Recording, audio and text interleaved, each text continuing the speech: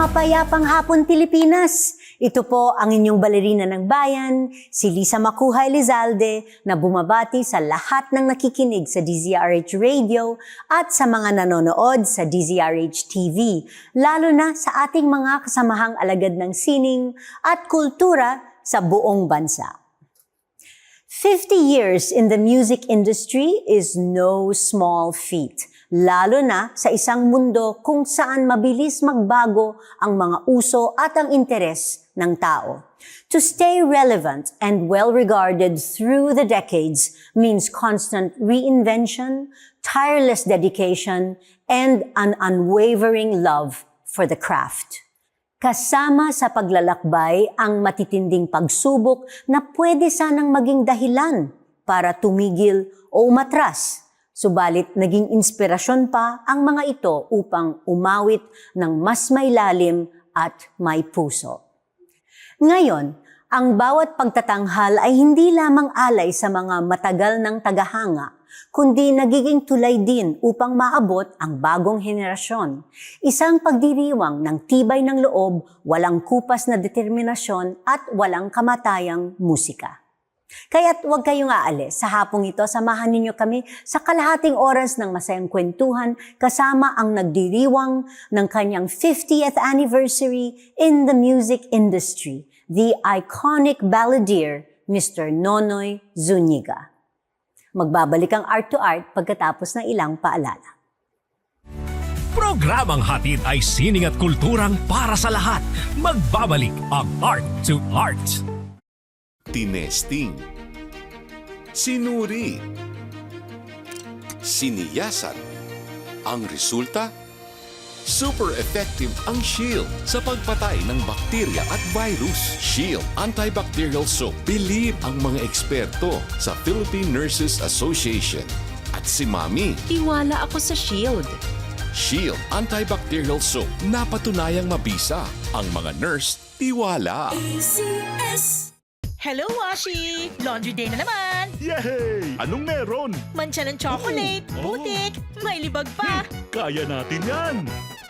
With Pride Washing Machine Detergent, may triple stain-away formula. Tanggal ang makapit, madikit, at malupit na dumit mancha. Kaya easy-easy ang labada. Mula noon hanggang ngayon. All you need is pride. All you need is pride. ACS. Usapang sining at kultura para sa lahat. Art to Art. Nandito pa rin tayo sa Art to Art at kasama natin sa hapong ito ang premiadong hitmaker na si Ginoong Nonoy Zuniga. Magandang hapon, Hi. Nonoy. Hello, Lisa. Welcome to Art to Art. Alam ko, first time mo sa aming programa. Oh, yes. Yes. My pleasure to be here. Hello, magandang hapon po sa inyong lahat. I'm very happy to be here, Lisa. It's been a while, ha? Yeah, I know. It's been a while, but happy 50th anniversary. Okay, thank you. Wow. Thank you. Okay, happy 50th Parang anniversary in the entertainment Dinosaur industry. na dinosaur na. 50. Naalala mo nung nagsayaw ako in your Emerging Z Yes. concert in the Wow. 1990s sa Yes. Music Early Museum. 90s, yes. Early 90s in the Music Museum. Wow, 30 Oo. years ago. Yes. Solo yun, mga kaibigan, to the hit song Now That You're Gone. Now That You're Gone. By Ryan Cayabyab. Yes, by Ryan Cayabyab. Yes. Ang ganda. Nagsayaw ako sa Music Museum kasama ni Mr. Nonoy Zuniga. Yeah. Pero sige, magbalik tanaw muna tayo. Sige. Noon pa. Before the Music Museum. Okay. Noong early 70s, paano ka unang nahilig sa pagkanta? At paano ka napunta sa pagiging folk singer in the early 70s? Ano nahilig sa kanta muna, no? Sa bahay, every day, my mom always plays her long-playing records. Araw-araw yon. Kasi my dad is always abroad. So, she makes a point na magpatugtog lagi ng plaka. Ano yon? From 6 a.m. up to 6 p.m. Every day. So, doon pa lang sa bahay, na bubugbog na yung mga tenga namin. No? So, okay. every day yon. Anyway, tapos I joined the choir sa church. I was one of the guitarists. I was about 13 years old at the time. And then, from there, yung isa palang singer doon, na senior namin singer na male. Ano pala siya, folk singer sa isang mga bars. Sabi niya, gusto mo bang kumanta? Sabi ko, hindi. Sabi ko, subukan mo. I tried. And nag-click naman. So, I sang folk songs for the next 2 years. Yeah. And then after that, I joined a band, Okay. Family Birth Control. 5 years naman ako with a band. I And see. then, I see. nag-transition na ako from then on sa recording, to be a Okay. recording artist. All right. Okay. Yes. So can you describe to us what the entertainment scene was like in the 70s and 80s? Iba. Actually, mas masaya siya kasi live lahat eh. Ang entertainment, buhay na buhay hanggang madaling araw. Lalong-lalo na sa Rojas Boulevard, na dati ang pangalan eh, Dewey Boulevard. Dewey Boulevard, Buhay na yes. buhay dyan. Madaming nightclubs, hotels. Ngayon wala na eh. So I would say, compared sa mga now, mas masaya no kasi maraming bands before eh. Maraming singers and everybody there, magkakakilala pa. It's like one family. So, yun. And then, kaya rin ako, nare-recall ko rin lahat yun. Kasi I have 2 brothers who also sing na with a band. Time naman ng circus band yun. Nila Basil Valdez. So, ang saya-saya nung time na yun. So maraming ang mga singers na they started in show bands tapos nag-decide na maging solo performers. Yes. You are I'm one of them. those, yeah? Si At Cool what Ledesma point also. did you decide to go solo and ano ang naging turning point in making that decision? Okay. Thank you for asking that. I was with Family Birth Control Band. We perform every night in plush hotels and restaurants. And then, noong 1980, we were?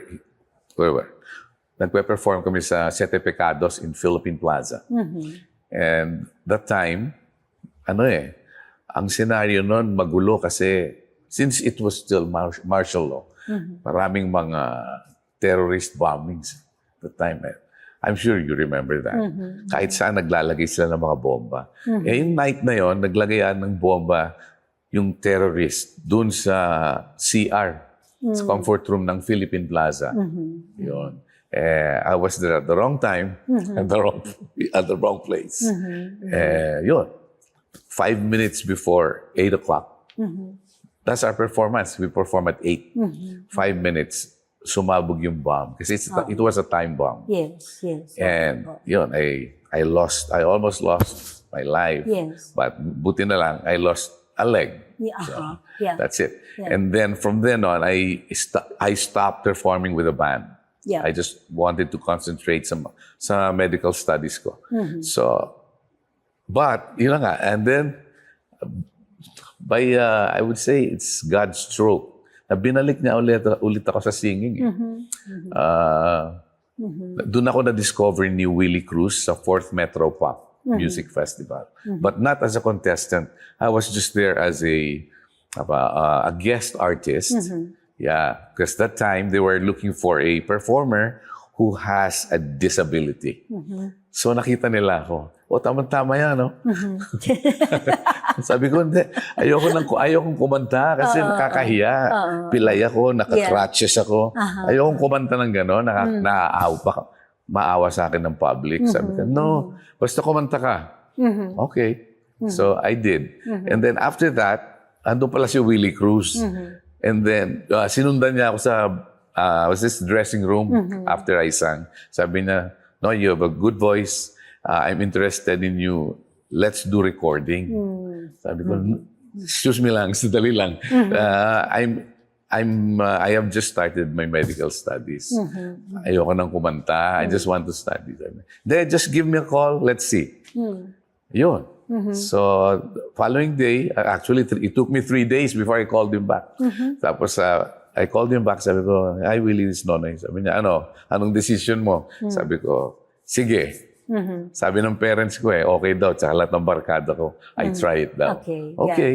And then, the rest is history. Yes, yes. It really So, changed your life, yeah. no? Okay. But you are a doctor of medicine. I finished, Yeah, but I'm you- not practicing. Yes. Did you ever get to practice? No, I'm not. Not I at did not. all, And no? Uh-huh. I had offers already Yes, yeah. abroad sa singing ko. Oo. So, yun ang pinili ko. Okay. Okay. So maraming tumatak na kanta sa iyong career. Kung pipili ka ng isa o dalawa na awitin na pinakamalapit sa puso mo, para kang pipili ng favorite child, ano? Parang hirap Alin yun at bakit? Oh, of course, Never Say Goodbye, yung isa. And then, what's this? Doon lang. Doon lang? Aha. Bakit? Doon lang. Kasi yung isa, yung doon lang, it talks about a person na hindi nakatapos. Anong mangyayari pag hindi mo natapos yung pag-aaral? So, mangyayari sa'yo, puro panaginip ka na lang. Doon mo ma-achieve yung dreams mo. Pero siyempre, kung may education ka natapos, mas iba. So, yun nag-inspire sa akin to pursue my medical studies. studies. Yeah, sa yun. Never Say Goodbye naman because it's a love song for your loved one. It's a reassuring love song. Sabi ko sa kanya, whatever happens, I'll never say goodbye. Yeah. Yan ang favorites ko. The two songs. Nonoy, nakilala ka rin dahil sa mga unforgettable duets at collaborations. Can you share a story behind one or two of your most memorable collaborations? Oh, I had to do it with Sharon Cuneta. Ito yung Init sa Magdamag. Init sa Magdamag is actually a movie. And Sharon has her own version. I have mine. Tapos naisipan ni Willie, why don't you do a duet? Sabi, okay. So, memorable sa akin yon kasi that time, si Sharon, ayaw niya sasabihin, pero okay lang to. Noon pa naman yun eh. Sila, strange na siya noon.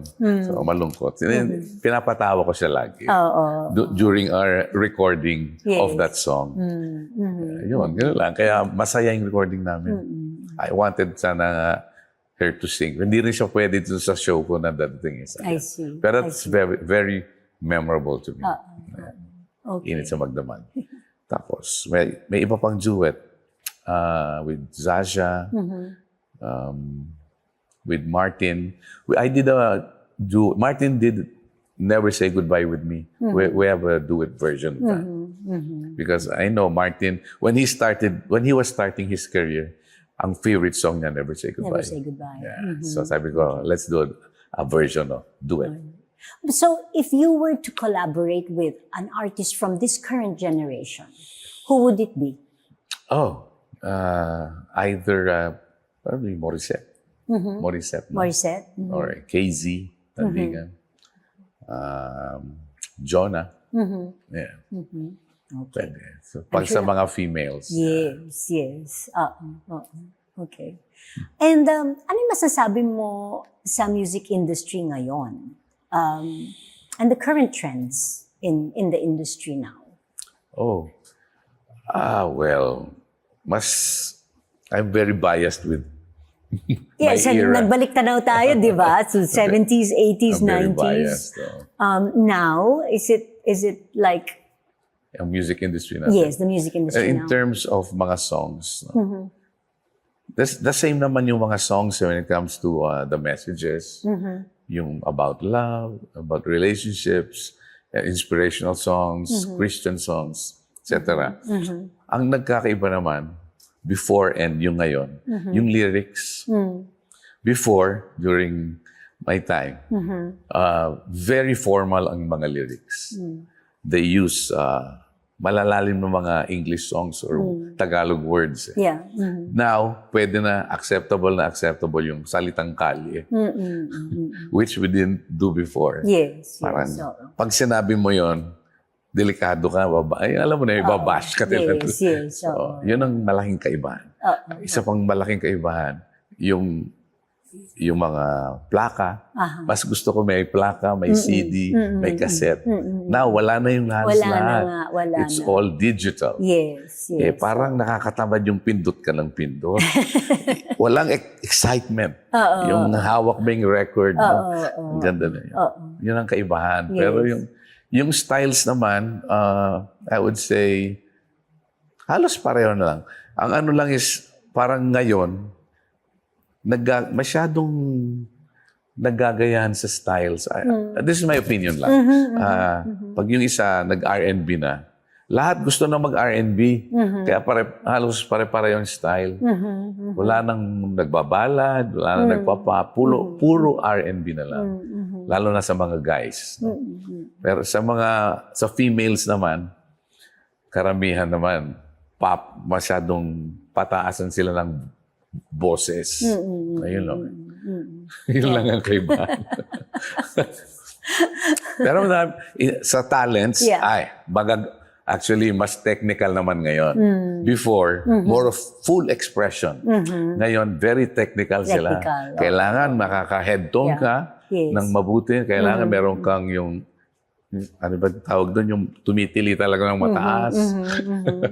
Nakakatawa. Tapos paramihan ng mga ad-libs na sa R&B. Yes, yung mga riffs. Nako. Yun ang kaibahan. Dati, hindi masyado yun. Actually, similar siya sa ballet din eh. Kasi Meron ngayong itong henerasyon din, very technical.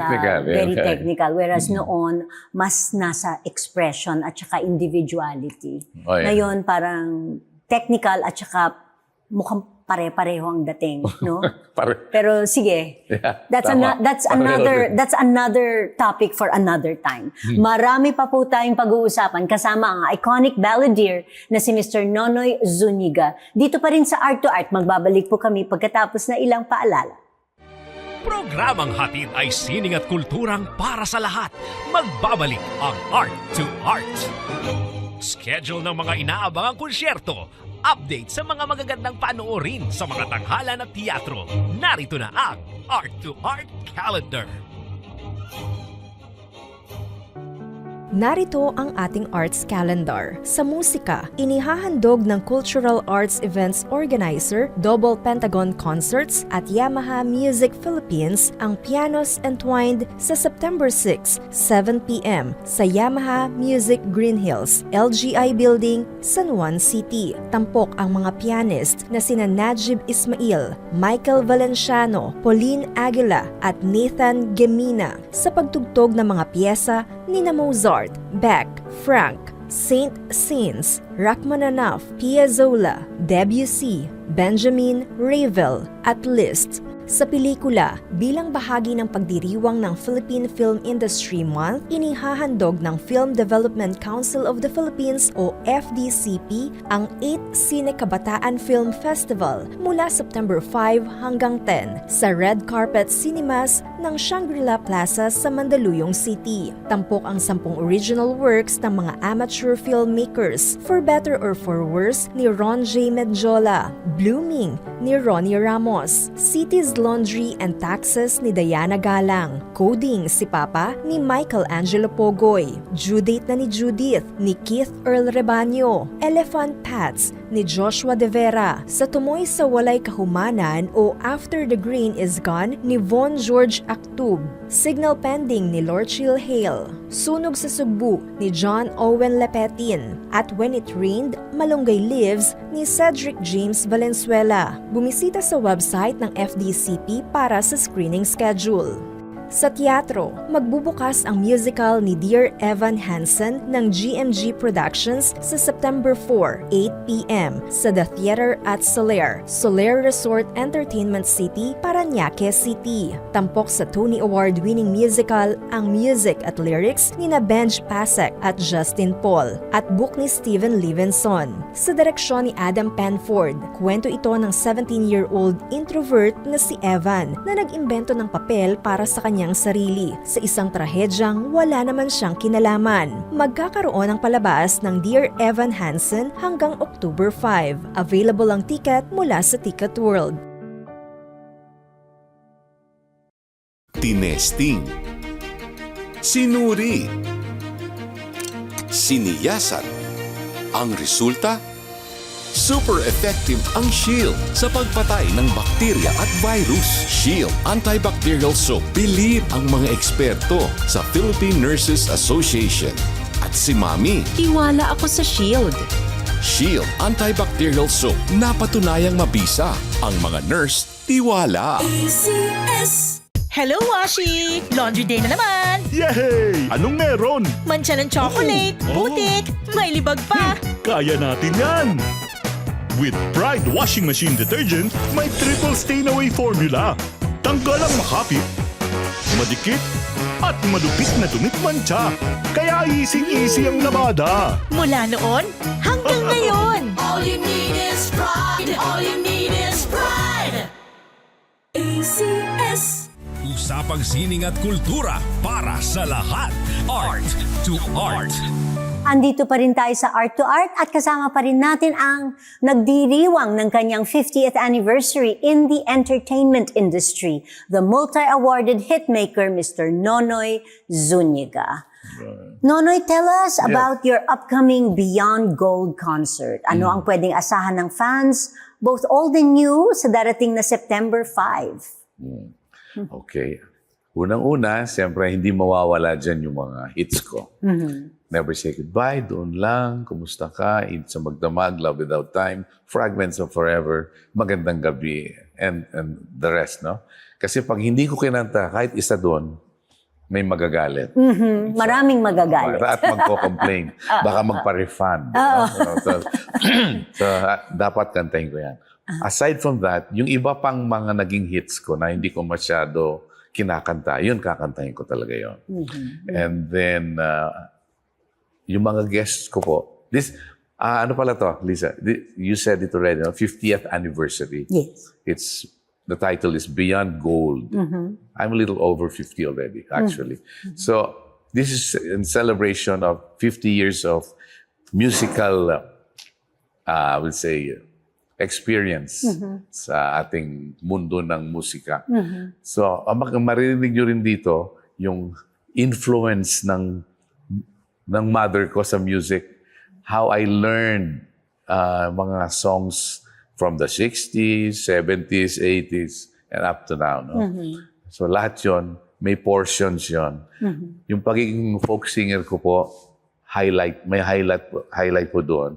I'll be strumming the guitar, doing folk songs. I'll be recalling my days as a folk singer. And then meron ding highlight doon when I lost my leg, and then I sang with these deaf-mute children while I sing a song for the disabled. That's another highlight. And then I'll also be doing, of course, production numbers with my special guests, with Kuli Desma. Sino sila? Yeah. Kuli With Desma? Kuli Desma, with Lani Misalucha, and my Lolo Ray Valera, and my Kuya Marco Sison. Sila yung kasama ko. And who is the musical director? Bobby Gomez is the musical director. I'll be backed up by a 17-piece orchestra. Wow. All right. Okay. Abangan natin. That's going to be in the Newport Performing Arts Center. Yes. And of course, they can get their tickets. At TicketNet. Ticket World. Memorize mo pala yun. Ticketworld.com.ph. Memorize ko yun kasi yun din ang Ballet Manila Ticket Outlet. World, yes. Thank you. Okay. Thank you so that's September 5, Friday. Okay. All right. In Newport Performing Arts Center.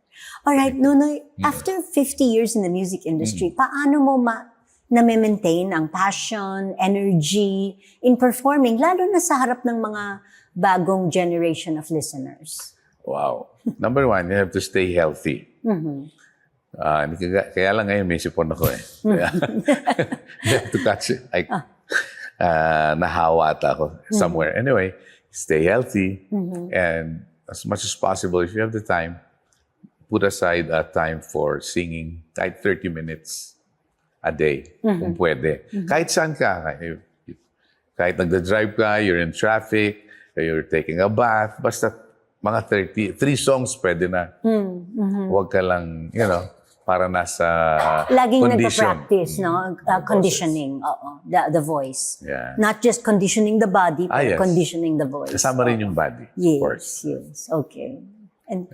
And after this milestone, Nonoy, ano pa ang gusto mong maabot o maiwan na legacy sa OPM at sa mga susunod na henerasyon ng mga awit? Ano pa? Well, staying significant, maintaining your being a singer, what you're known for. That's how it is. And that kind of thing, you have to do it with by keeping your feet grounded. You know, being humble and having the right attitude to yourself, to your career, and to the people around you. Yun. Okay. At para naman lalong ma-excite ang ating mga viewers and listeners para sa darating mong anniversary concert, balita namin ay naghanda ka ng isang espesyal na awit para sa hapong ito. Can you Yes. tell us more about this song at bakit ito ang napili mong ihandog sa atin sa art-to-art audiences? Naku, siyempre, matagal na tayo hindi nakikita. Kaya ang kanta ko, Kumusta Ka? Yeah. Okay. Yeah. Alright. Kumusta ka rin sa mga nanonood? Matagal na tayo hindi nakita. So now, kaya sabi ko, why not that song by Willie Cruz and Baby Hill? Kumusta Ka? Kamusta ka?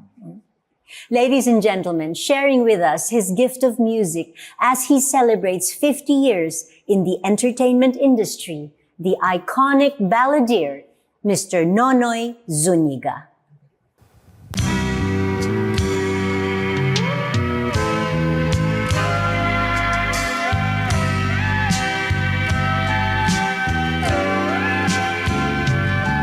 Kumusta ka? Ikaw ay walang pinag-iba. Ganyan ka rin ang tayo ay muling nakita. Tandang-tanda ko pa habang ako'y papalayo. Tinitingnan kita hanggang wala ka na. Kumusta ka? May ibang kislap ang iyong mata. Halata ng daigdig mo ngayon ay kay saya. Siguro ay nagmamahal ka na ng totoo. Siya ba'y katulad ko nung tayong dalawa? O kay tagal na ako'y nag-isip at naghintay. Makita ka, may yakap at muli pang mahagkan. Ngunit ngayong nangyari na, ako ay nauutal. Walang masabi kundi, kumusta ka?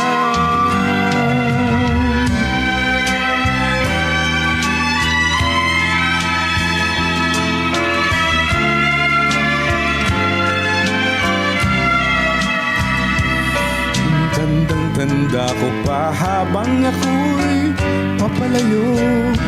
Tinitingnan kita hanggang wala ka na. Kumusta ka? Ano bang dapat sabihin pa? Dibdib ko'y malakas na namang kumakaba. Dapat kayang malaman mong hindi nagbabago. Hanggang ngayong sinta, mahal pa rin kita. O kay tagal na ako'y nag-isip at naghintay. Makita ka, may yakap at muli pang mahagkan. Ngunit ngayong nangyari na, ako ay nauutal. Walang masabi kundi, kumusta ka? O kay tagal na ako'y nag-isip at naghintay. Makita ka, may yakap at muli pang mahagkan. Ngunit ngayong nangyari na, ako ay nauutal. Walang masabi kundi, kumusta ka? kumusta ka? Di ka ba sa'kin natatawa? Walang masabi kundi kumusta ka?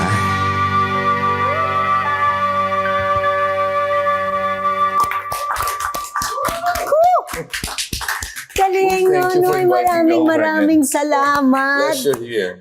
At muli, imbitahin po natin ang mga nanonood at nakikinig. September 5. September 5, dyan po sa September 5, Beyond Gold. Beyond Go, dyan po sa Newport Performing Arts Theater. My guests are Kuli Desma, Lani Masalucha, Ray Valera, and Marco Sison. And you can Okay. get your tickets at ticketworld.com.ph. Thank you so much again. Maraming salamat muli, And Nonoy. really glad to see you. Yes, reunited after many years. Hanggang sa susunod na linggo, samahan ninyo kami ulit dito sa Art to Art, kung saan ang usapang sining at kultura ay para sa lahat. Ito po si Lisa Macuja Elizalde, nagpupugay sa Artistang Pilipino.